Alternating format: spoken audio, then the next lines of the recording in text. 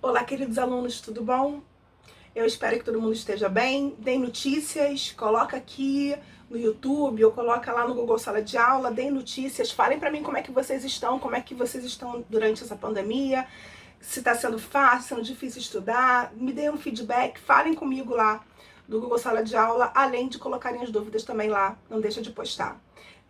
Quero me desculpar que semana passada eu não consegui colocar vídeo, ontem eu coloquei o slide 4 para vocês, porque eu tive um problema de saúde, eu tive um estresse nas cordas vocais, ainda não tá normal a minha voz, eu sinto ainda que eu tô forçando as cordas vocais, mas eu perdi a voz e eu tive que ficar 10 dias em silêncio, eu fiquei quase, mais ou menos isso, e a voz só voltou mesmo depois de uma semana quase em silêncio, que ela começou a voltar, e aí agora o médico me autorizou, mas falou pra mim, olha, vai, mas vai devagar, vamos tentar.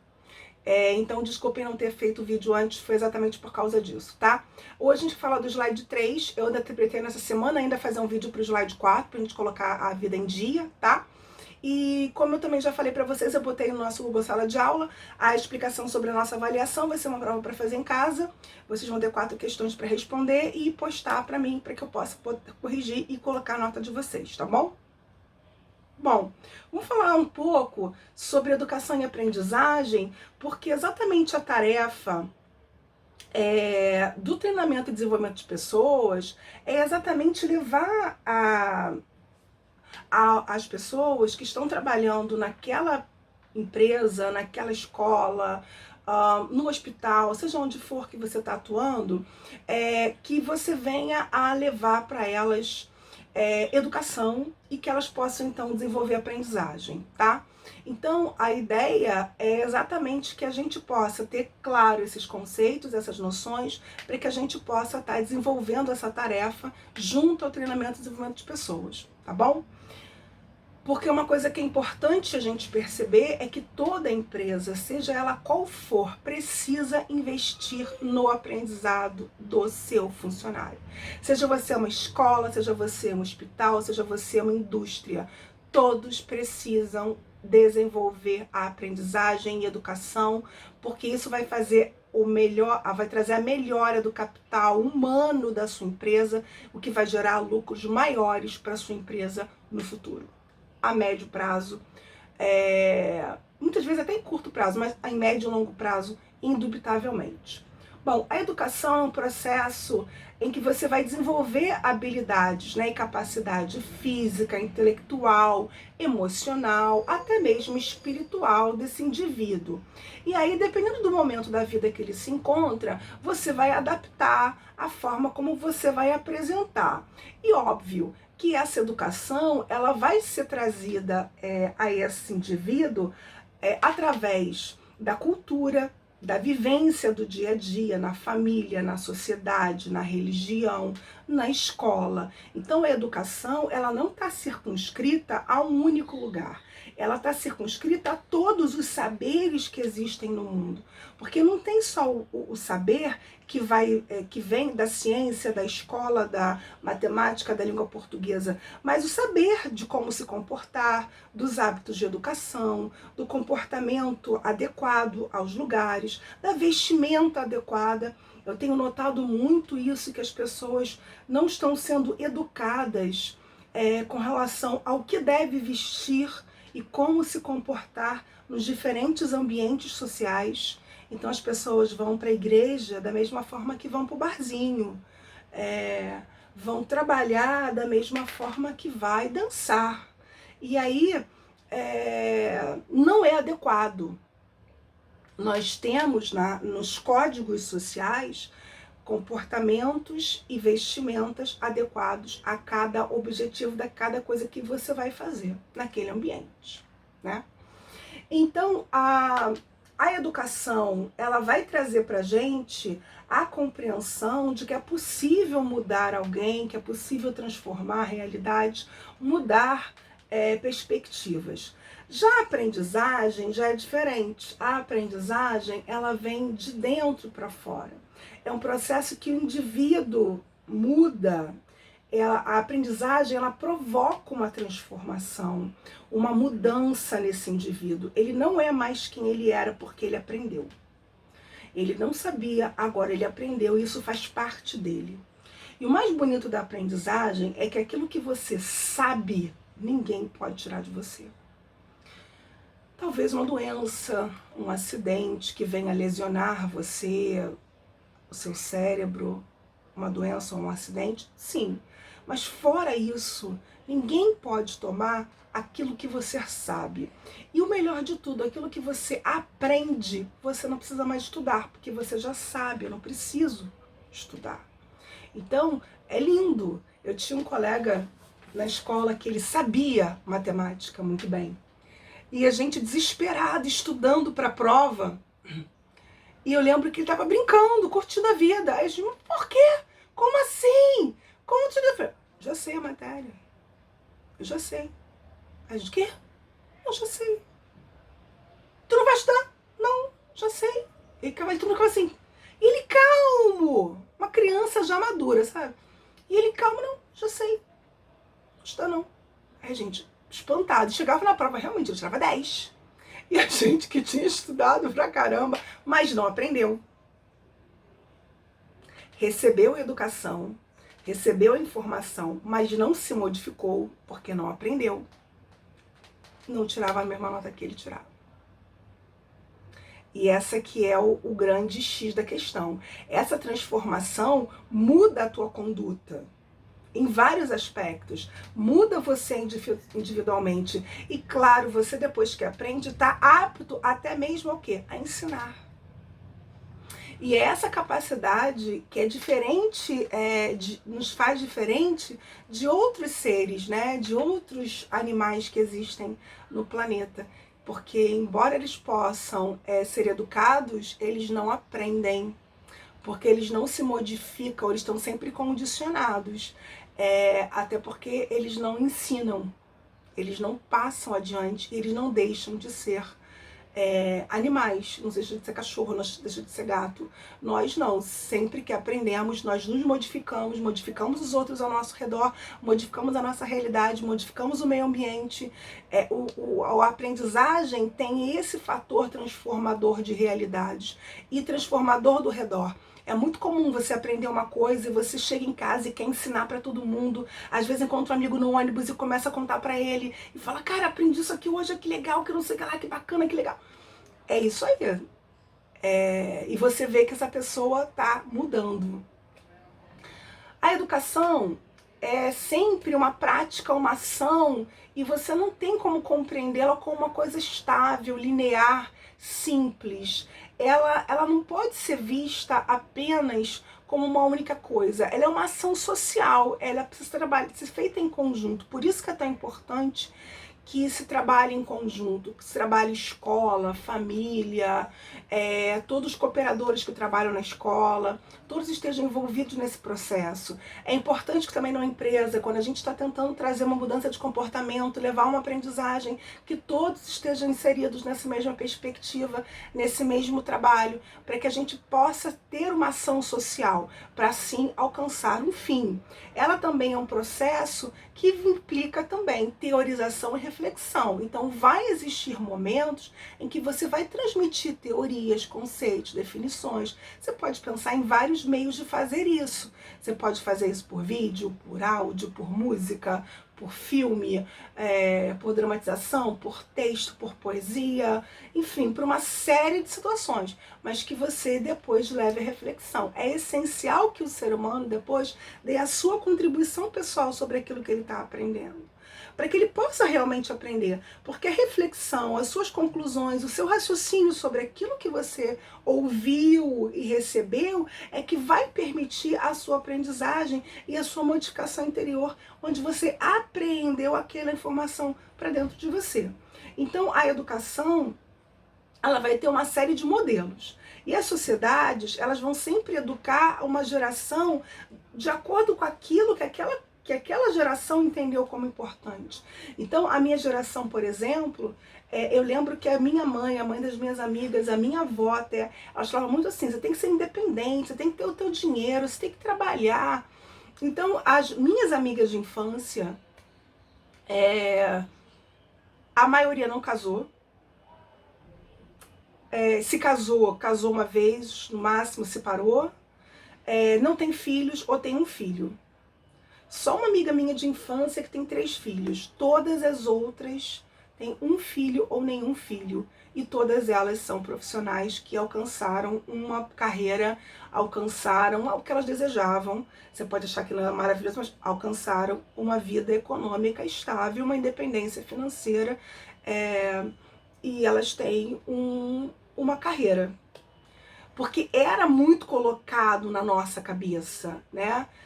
De que a gente tem que se preocupar com estudar, com trabalhar, ganhar dinheiro, ser independente. Depois você pensa em homem, depois você pensa em casamento, depois você pensa em filho. E eu vejo que eu fiz muito a minha vida nesse sentido. Eu fui casar já com mais de 35 anos. Então, os valores e as informações que uma geração traz para o outro é diferente. Já vejo, por exemplo, muitas pessoas da minha geração, quando vão educar os seus filhos, às vezes tem muita ideia de que filho é amigo, e que o pai e mãe tem que ser amigo. E acaba gerando uma relação que não é uma relação de pai e filho, porque pai e filho é uma coisa, amigo é outra. Né? Então, não é porque você é pai e mãe que você não possa ter comportamentos muito semelhantes que um amigo teria, de compreensão, de tolerância, de amor, de carinho, de diálogo. Isso pode existir entre pai e filho e entre amigos. E não simplesmente se tornar um amigo, porque muitas vezes amigo é muito cúmplice. As amizades impõem muitas vezes uma lealdade e cumplicidade sobre erros, sobre acobertamento. Quantos de nós não já fizemos um monte de besteira para acobertar ou ajudar a acobertar besteira que os nossos amigos já fizeram? E não é isso que a gente precisa e nem pode ter de um pai e de uma mãe. Então, são comportamentos completamente diferentes. Mas que você vê porque meu pai e minha mãe não eram meu amigo. Eu queria que meu pai e minha mãe fossem meu amigo, então eu vou ser amigo do meu filho. E aí não dá certo. Mas são coisas que você vai ver que uma geração vai transportar para outra, para outra, para outra, para outra. Bom, na raiz etimológica, educação vem do latim, que significa educare, que vem da palavra latina educare, que significa conduzir. Outros ainda vão dizer instruir, formar, guiar. A educação, então, ela é sempre uma ação em que eu vou estimular um processo para desenvolvimento do outro, do seu eu, da sua personalidade, da sua humanidade, inclusive, tá? Por isso que o Kant vai dizer que o ser humano só se torna humano através da educação que ele recebe de outro ser humano. Eu não sei se eu coloquei aqui, mas me lembrem de botar se eu não colocar, tá, gente?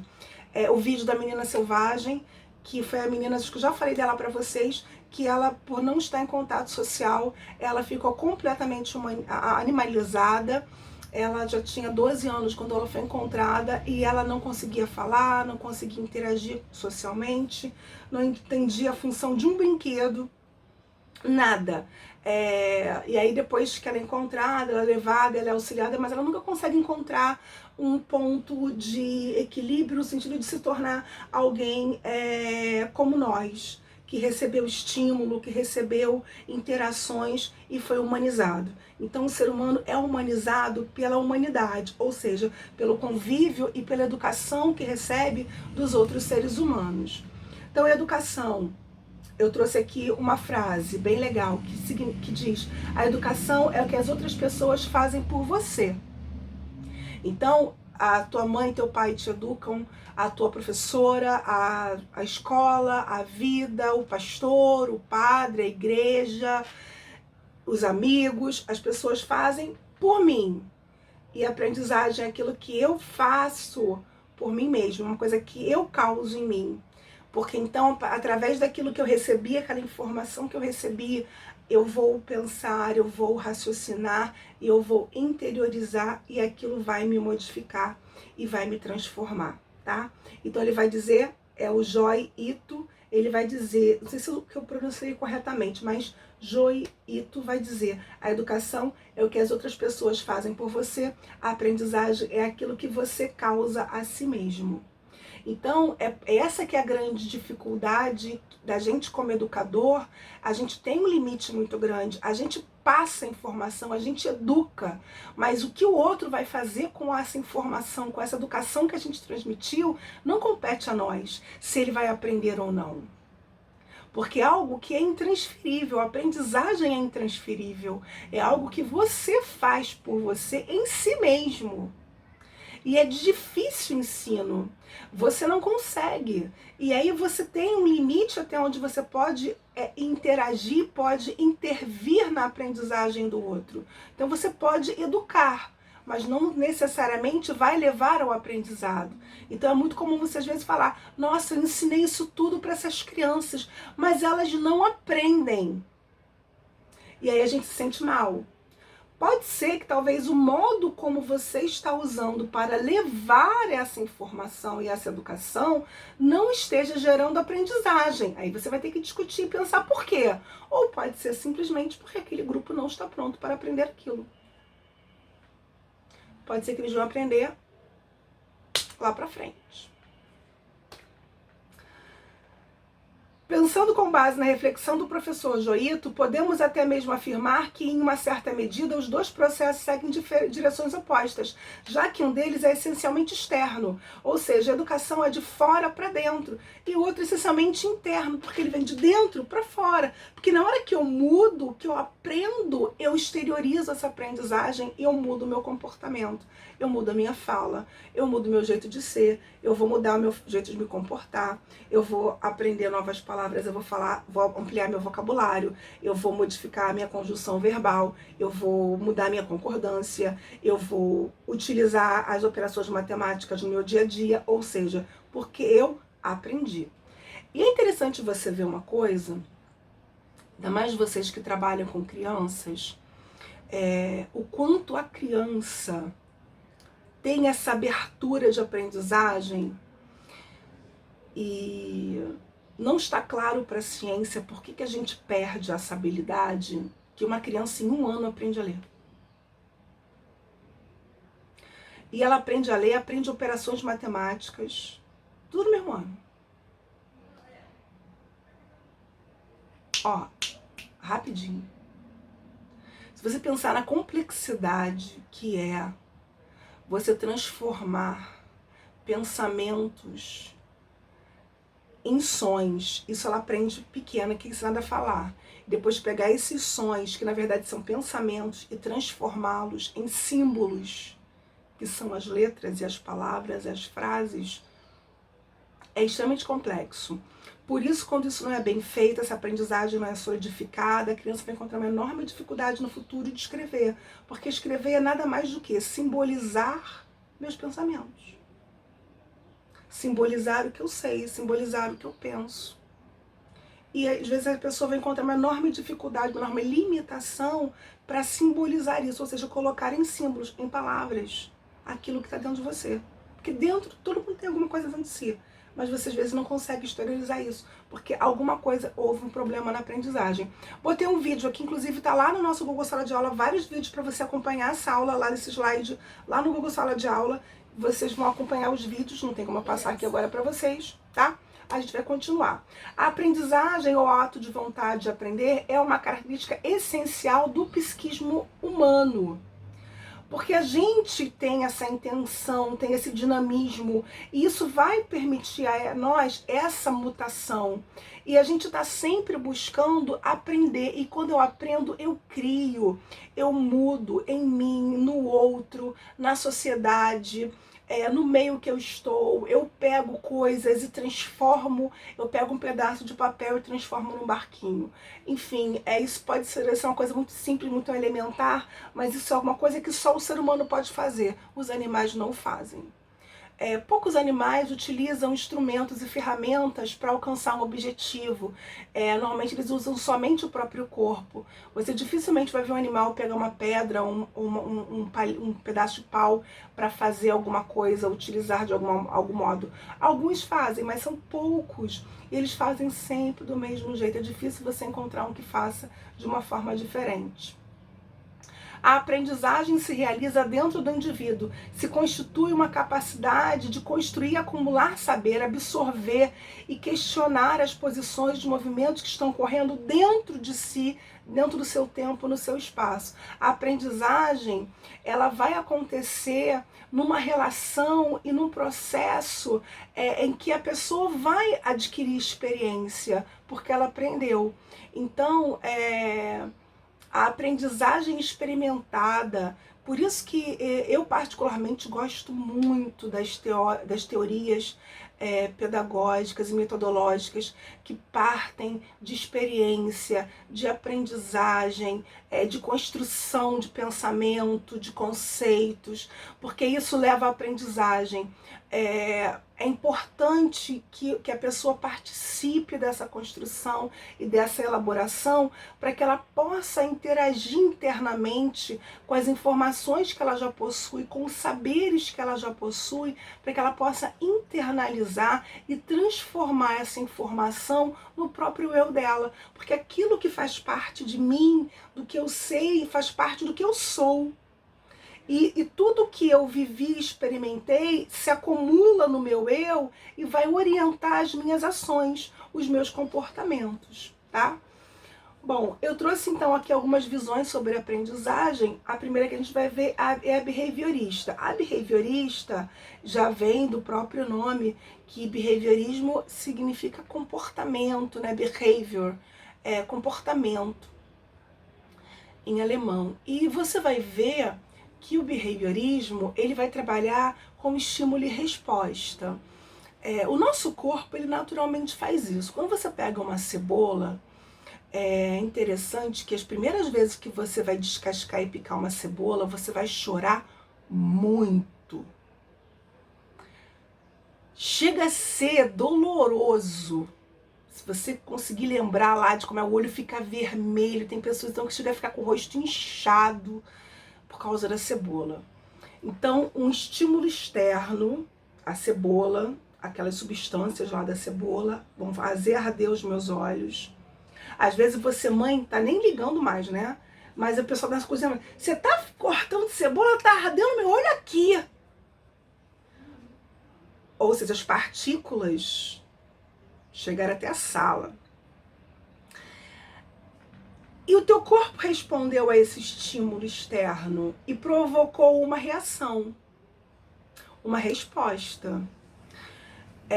E aí, o problema todo o nosso corpo, quando ele é muito estimulado da mesma forma, ele se adapta. E o estímulo deixa de ser estímulo e deixa de produzir resposta. Tanto que hoje, você pode cortar cebola, quem está acostumado a cozinhar, pegar a mão suja, passar no rosto, passar até no olho, que não vai arder da mesma forma como ardia antes. Porque um estímulo repetido deixa de ser estímulo e deixa de trazer resposta. E aí, para o behaviorismo, eu vou trazer informações, vivências e situações para moldar o comportamento e mostrar que um estímulo X, ele vai agir de tal forma no meio e vai trazer resposta Y. Então, até botei aqui um exemplo. Lavar as mãos vai trazer menos mortes. Agora, então, no Covid, a gente está ensinando muitas crianças a lavar as mãos e lavar as mãos de forma correta, né? Porque a gente antigamente meio que dava uma lambujada na mão ali. Como lavar as mãos de forma correta. Por quê? Porque existem micróbios que vão para as suas mãos, bactérias, vírus, que causam doenças. Se eu lavo bem a minha mão, eu retiro isso da minha mão e eu vou, então, estar mais protegido. Tem até uns vídeos bem interessantes no YouTube que o pessoal mostra a lavagem de mão com tinta. Então eles vão passando a tinta numa luva, numa mão, e você vai vendo como que lavando corretamente você alcança toda a mão e se ali tivesse algum micróbio, você retiraria tudo. Mas se você não lavar de forma correta, ainda podem existir partes da sua mão que poderia existir micróbios, bactérias e vírus e levar até a morte de alguém. Então, com medo de morrer, eu lavo corretamente as minhas mãos. É agora, eu vou usar máscara. Então a gente precisa também ensinar as crianças pequenas a usar máscara. Cuidado com isso, tá, gente? Crianças menores de 2 anos não podem usar máscaras, porque elas não estão com o seu sistema respiratório maduro para respirar com aquele obstáculo. Então, crianças menores de 2 anos não podem usar máscara. O que eu faço com ela? Isolamento social absoluto. Até porque a gente já viu várias crianças pequenas pegando Covid, bebês, crianças menores de 2 anos, e apresentando sintomas. Infelizmente, algumas são da óbito. Agora, até onde você vai saber que teu filho não vai ter sintoma ou vai ter sintoma, você vai arriscar? Eu não arriscaria. Então, isolamento. Mais 2 anos eu posso fazer usar máscara. Agora, como que eu vou fazer uma criança ficar com máscara? Porque aquilo é incômodo pra caramba. Vocês já usaram? Eu tô usando, eu tô evitando sair de casa. Eu saí 2 vezes de casa nesse período todo. Desde que começou dia 16 de... Vai fazer 1 mês e meio que eu tô em casa. Saí 2 vezes para ir ao mercado e à farmácia. E aquilo dói a orelha aqui atrás, incomoda. Olha, gente, meu grande beijo e carinho para todo o pessoal da saúde que usa isso o dia inteiro, por longas horas. Nossa, vocês são, pelo amor de Deus, campeões. Então, o papel da gente é mostrar, através de um estímulo, como o meio age e receber uma resposta que vai ser a modificação do comportamento que eu desejo. Tá? Na visão construtivista é diferente. Eu vou trazer de uma outra fórmula. Ele vai também trabalhar com estímulo, desequilíbrio, ambiente, construção, resposta, equilibração e aprendizagem. Então, o Piaget vai dizer: os fatores de desenvolvimento são a maturação, a experiência física com objetos, a transmissão social e a equilibração. A equilibração contrabalança os 3 primeiros fatores, ou seja, equilibra uma nova descoberta com todo o conhecimento e até então construído pelo sujeito. O mecanismo de equilíbrio são a assimilação e a acomodação. Então, ele vai querer que você faça isso pelas fases: sensório-motor, pré-operatório, operatório concreto e lógico-formal. E aí, dependendo de como eu estou fazendo isso. E é importante que a criança passe por todas essas fases para que ela possa concluir a assimilação e que ocorra a aprendizagem. Bom, a aprendizagem, então, vai ocorrer através das estruturas físicas que o indivíduo já possui. E aí ele vai trazendo a acomodação através das construções de novas estruturas de pensamento que ele está experimentando no concreto, que ele está vivenciando, compreendendo e entendendo através de vivências. Então, quando eu proporciono a experimentação, a vivência, e que a criança possa perceber através do seu contato, da sua ação, como aquilo vai interagir, eu vou levá-la a construir um raciocínio. Então, eu posso falar para a criança, por exemplo, vamos mostrar para você como o sabão pega no nosso corpo. E aí, até mesmo existem uns filtro solar que quando você passa na hora ele fica colorido, até para você ver se você passou em toda a parte mesmo. Você pode estar mostrando e falando, olha, então você pode estar vivendo com a criança essa experiência. Então tem uma série de experimentos, uma série de atividades que você pode estar proporcionando.